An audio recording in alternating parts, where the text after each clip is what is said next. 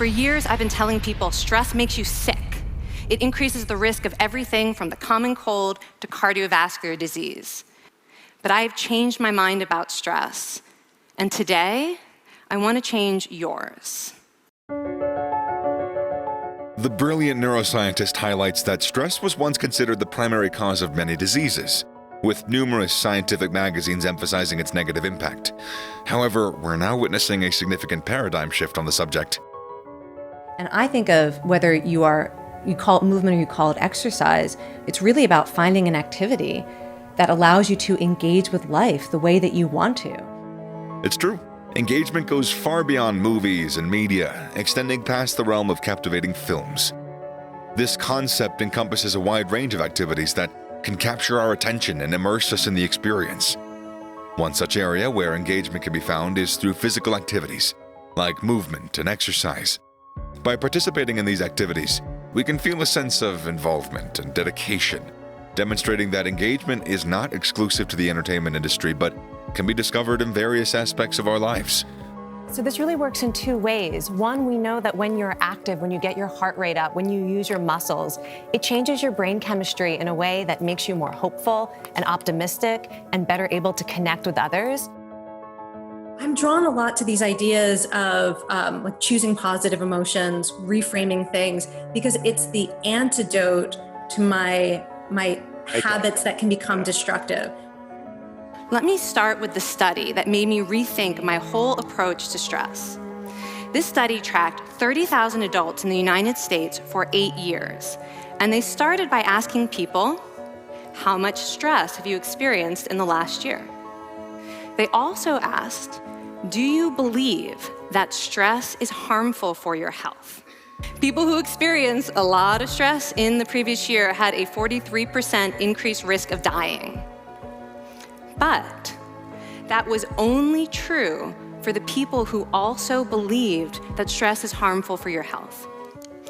So this study got me wondering, can changing how you think about stress make you healthier? And here the science says yes. When you change your mind about stress, you can change your body's response to stress. Your heart might be pounding, you might be breathing faster, maybe breaking out into a sweat.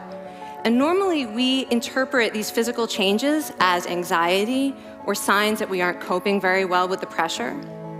But what if you viewed them instead as signs that your body was energized, was preparing you to meet this challenge? If you're breathing faster, it's no problem. It's getting more oxygen to your brain. Now, in a typical stress response, your heart rate goes up and your blood vessels constrict like this. And this is one of the reasons that chronic stress is sometimes associated with cardiovascular disease. It's not really healthy to be in this state all the time. But in the study, when participants viewed their stress response as helpful, their blood vessels stayed relaxed like this. Their heart was still pounding, but this is a much healthier cardiovascular profile. It actually looks a lot like what happens in moments of joy. Have you ever considered that your worrying thoughts might be taking the wrong approach towards stress? Picture yourself confidently tackling challenges that enhance your life. This fascinating concept proposes that stress can be converted from a hefty burden into a strong driving force, pushing you towards accomplishment of your goals. Instead of focusing on the negative aspects of stress, we can reframe our mindset and see it as an opportunity for growth and self-improvement. By changing our perspective, we empower ourselves to conquer the obstacles that come our way and use stress as a tool for success. With this new outlook, we can embrace stress as a natural part of life, helping us to develop resilience, adaptability, and mental strength. When faced with adversity, we can harness this energy and channel it into our pursuits, ultimately leading to personal and professional growth. Let's explore her perspectives further as she continues. So maybe you love how it feels when you go for a walk in nature, or you love how it feels when you run and you feel fast and free and you can sense your own persistence. Or you love how it feels to move and flow in Tai Chi or yoga, or have dance parties in your living room with your kid. And that you use your body to engage with life, to express different aspects of your human nature, to connect with other people. And if you're experiencing movement instead as a punishment for something you ate, or an investment in your future well-being that is not connected to something you actually enjoy, it just sets people up to, first of all, find an activity that they hate. I mean, if people are obsessed with looking at their watch and seeing like these calorie counters or, counting how many steps they've taken, it's very easy to miss how powerful you feel when you lift something heavy, or how much fun it is to high-five someone after you do an exercise or, go for a run. So I think we need a total mindset reset about what movement is and why we do it, so that people, first of all, are more likely to choose something that actually connects them to joy and meaning, and also so that we can sort of escape the voices in the head that often come up when you come to exercise from a place of shame or fear that's so common. We know that the physiology of anxiety and excitement are really similar in your body and in your brain. And if you were to take someone who's feeling really anxious, measure their heart rate, look at the ratio of stress hormones that are coursing through their bloodstream, and you look at someone who's really excited, they're almost identical. One of my favorite studies was actually they had people jumping out of airplanes, and some people were terrified, and some people were like, this is what I live for. Physiology looked exactly the same, right? The only difference is the story that they were telling themselves about this experience, whether they felt capable of it. And so there's research suggesting that in moments of anxiety, even if truly you're anxious, you're not excited in that moment.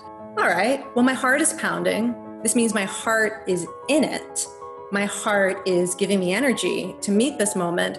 And you would try saying to yourself, like, I'm here for this. Or whatever your version of, if saying I'm excited feels like too far, I like to say my heart is in it.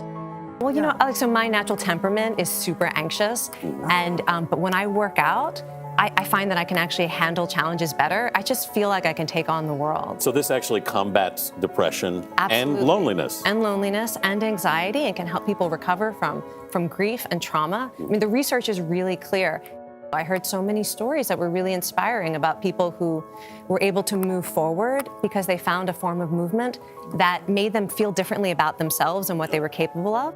When you exercise, your muscles actually secrete chemicals into your bloodstream that work like an antidepressant. So every time you exercise, any form at all, and you use your muscles, you're giving yourself an intravenous dose of hope.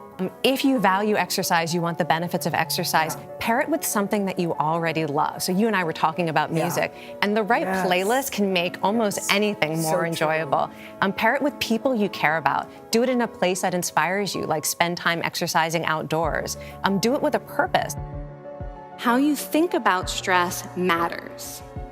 So my goal as a health psychologist has changed. I no longer want to get rid of your stress. I want to make you better at stress. To understand this side of stress, we need to talk about a hormone, oxytocin. And I know oxytocin has already gotten as much hype as a hormone can get. It even has its own cute nickname, the cuddle hormone, because it's released when you hug someone. But this is a very small part of what oxytocin is involved in. Oxytocin is a neurohormone. It fine-tunes your brain's social instincts. It primes you to do things that strengthen close relationships. Oxytocin makes you crave physical contact with your friends and family. It enhances your empathy. It even makes you more willing to help and support the people you care about. But here's what most people don't understand about oxytocin. It's a stress hormone. Your pituitary gland pumps this stuff out as part of the stress response. It's as much a part of your stress response as the adrenaline that makes your heart pound. And when oxytocin is released in the stress response, it is motivating you to seek support. Your biological stress response is nudging you to tell someone how you feel instead of bottling it up. Your stress response wants to make sure you notice when someone else in your life is struggling so that you can support each other. Well, oxytocin doesn't only act on your brain, it also acts on your body. And one of its main roles in your body is to protect your cardiovascular system from the effects of stress. It's a natural anti-inflammatory. It also helps your blood vessels stay relaxed during stress. But my favorite effect on the body is actually on the heart. Your heart has receptors for this hormone. And oxytocin helps heart cells regenerate and heal from any stress-induced damage. this stress hormone strengthens your heart.